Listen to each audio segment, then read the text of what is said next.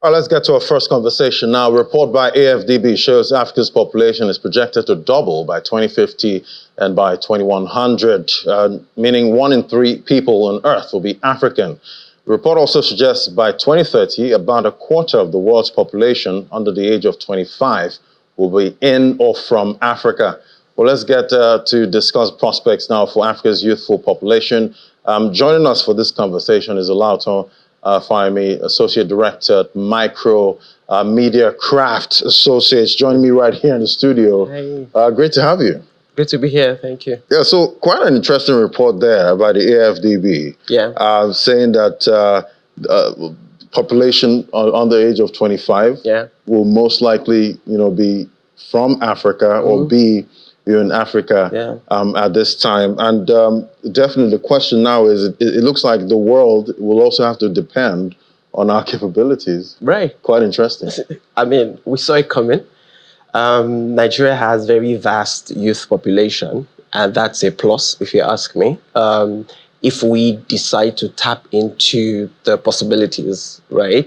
Any youthful country or environment that takes advantage of that youthfulness, because that's the point of life where you are most creative, where you can innovate and bring out your inner recesses.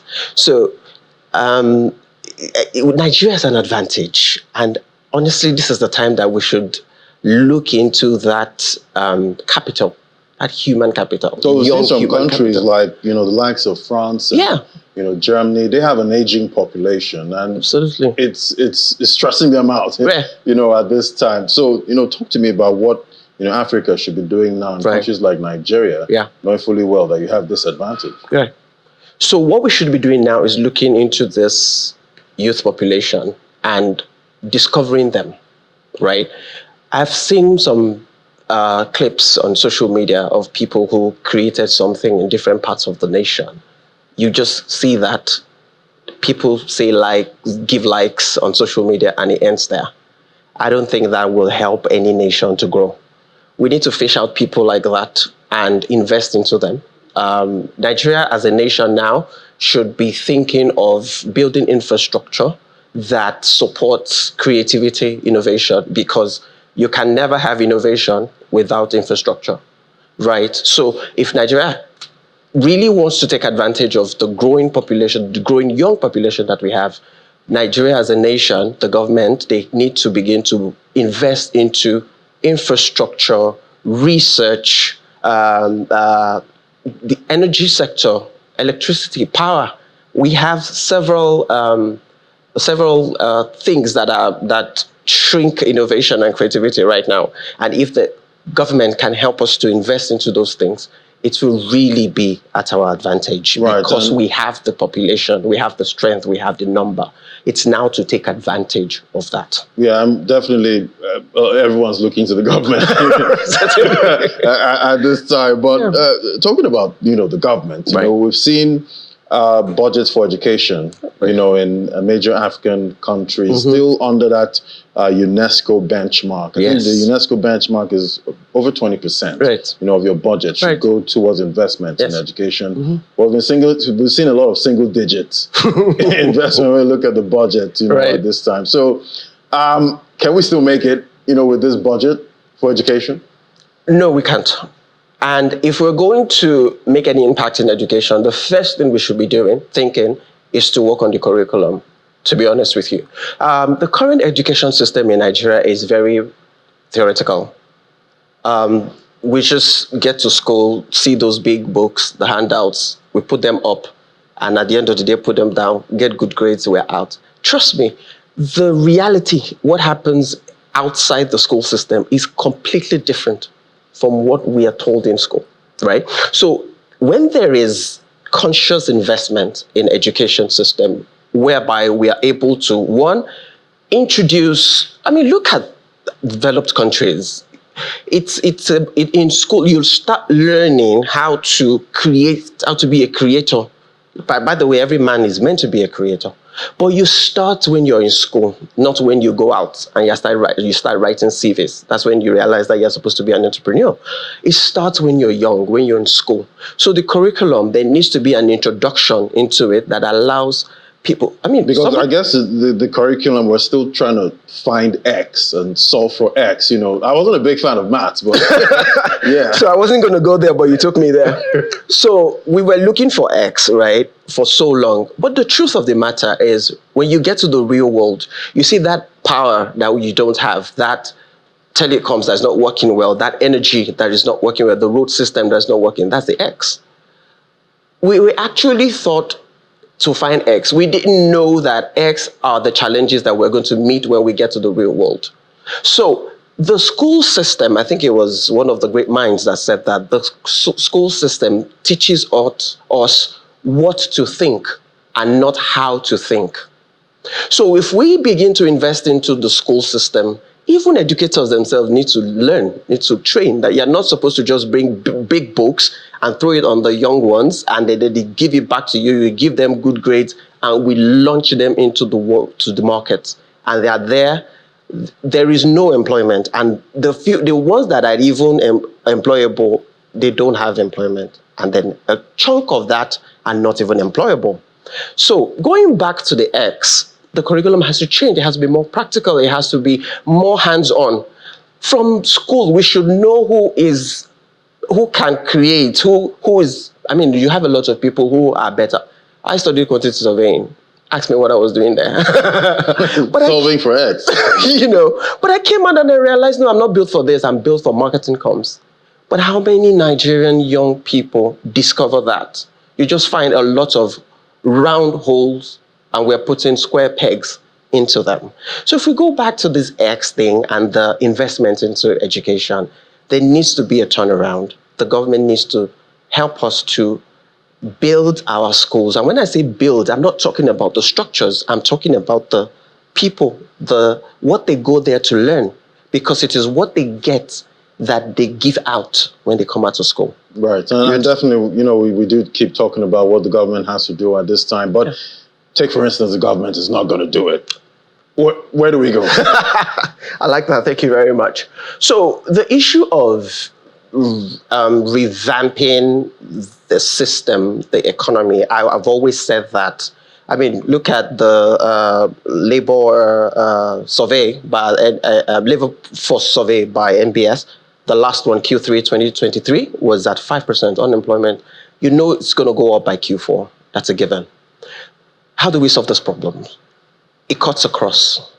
The government has to play their part, and we've been talking about the government for some minutes now.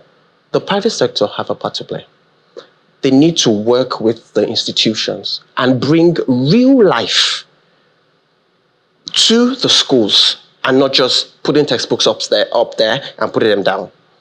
The schools have a part to play. The educators also have to learn what applies in developed countries, what they do, what has worked for them, how they have grown, how they are practical, how you see young children in some schools. They're not running around the streets or they are not going to church to pray. I'm not against praying, but they are creating stuff. They are coupling stuff.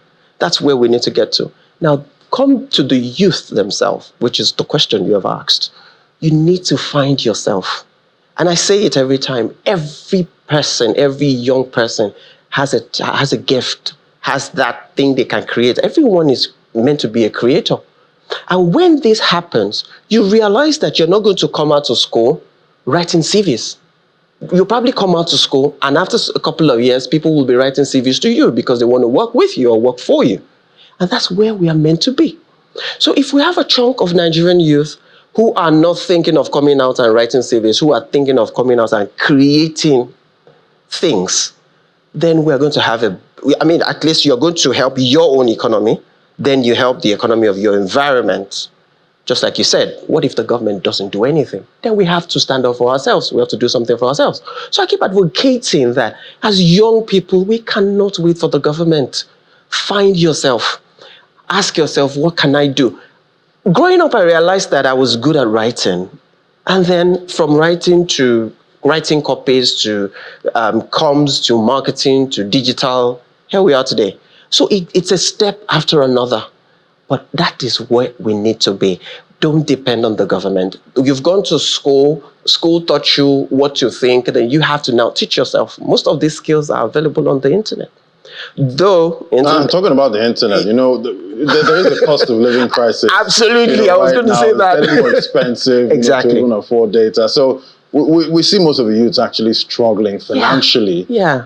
At this time, and they're also trying to get this knowledge. Right. Going forward. How do you balance that? Knowing that you don't even know where you're going to get the next meal. Exactly.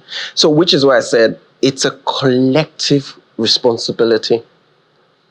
If the government helps with infrastructure and we get to the point where data is cheaper, then we now need to have youths who are serious-minded, who are not going to use that internet looking for what we get the telecom people already talking about increasing tariffs, at this time. So it's getting worse. So it goes back to, because if we have a stable economy, you would, as the telecoms wouldn't have a reason to take up, to increase tariff. Right? So that's why I say it's, no matter the conversation, we're still going to go back. You see, the challenge with asking the government is everybody's looking at Abuja, everybody's looking at Aso Rock, and that's where the problem is. Aso Rock cannot solve the problem of every street in Nigeria. We have local government chairmen. We have LCDAs. We have, there's the federal government, and it comes down to state, and then it comes down to local government, and then it comes down to wards, then it comes down to streets and all of that. But we're all always looking at the big guy. Yes, and it's not going to happen. So we should move our focus. Those people closest to us at the local government, are we holding them accountable? What are they giving back to the society? Do we have access to funding at whatever level? So you have some NGOs, some private companies doing these things in trickles. They're helping like 5, 10, but we're talking of over 200 million people. And you have some very significant percentage of it being youth. So how many does 5 and 10? What does that help? Right. So there has to be a big picture. Task every local government to take responsibility of their area and the people there. If it's bigger than you, you move it to the state. If it's bigger than the state, you move it to the federal government. That's how it works. But we're all looking at the federal government, and it's not going to happen. The federal government can attend to 200 million people. Right. But from where you're looking, at this time, we're still looking at 2030. Right. So what do you think? It has to be a long time. Yeah, I know it's a long time, but how should the average youth be thinking, right now before we get there? So before we get there, an average youth, I say that look into yourself. You have something inside of you. You said the thing, and I don't know, I think it's the introduction of technology, right? And then it helps you to see what other people are doing. We're so quick to see where they have gotten to. We don't take time to watch their story, the struggle, how they got there. There is no human being that you see today. In fact, as even age, you don't get born and then you're 40 and then you're 50. It's the same thing with growth, with whatever you do, right? You start with what, there's this thing I always say. I say, start where you are, use what you have, do what you can. It's a mantra I always give. Right. Start where you are. Just start where you are. Just start where you are. Writing started with, and I hate to use myself as an example, but you're in school, your friends tell you, oh, I want to, boarding school, I want to write a letter to my parents. Can you help me check if it's good? That's a signal. Something is telling you that you're good at that thing and your friends are paying attention to it. They're asking you to solve that problem for us. When I was in secondary school, I had a friend who would write list of Bible societies that will, when you do an exam, they send you some questions, you write the exam, they will send you a big Bible Society of Nigeria. At that time in secondary school, several years ago, he was selling every address to us at 5 naira. That was entrepreneurship. Right there. We didn't know, right there. So when they give you money to go to school, rather than use it to buy fish, you would buy one address and maybe take garri without fish. And you see those guys come out later and they're billionaires. Exactly. That's where it starts. Right. So and let me come to parents. Parents are afraid, which is normal. They think that if young people in school are thinking entrepreneurship, it will affect academics. They will not have good grades. It's fine to have good grades. That's where we come in as parents to help them balance.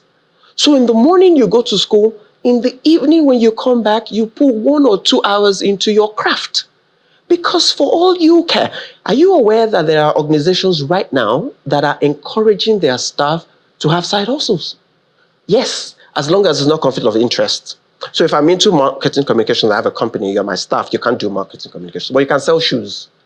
Because that gives you an extra source of income.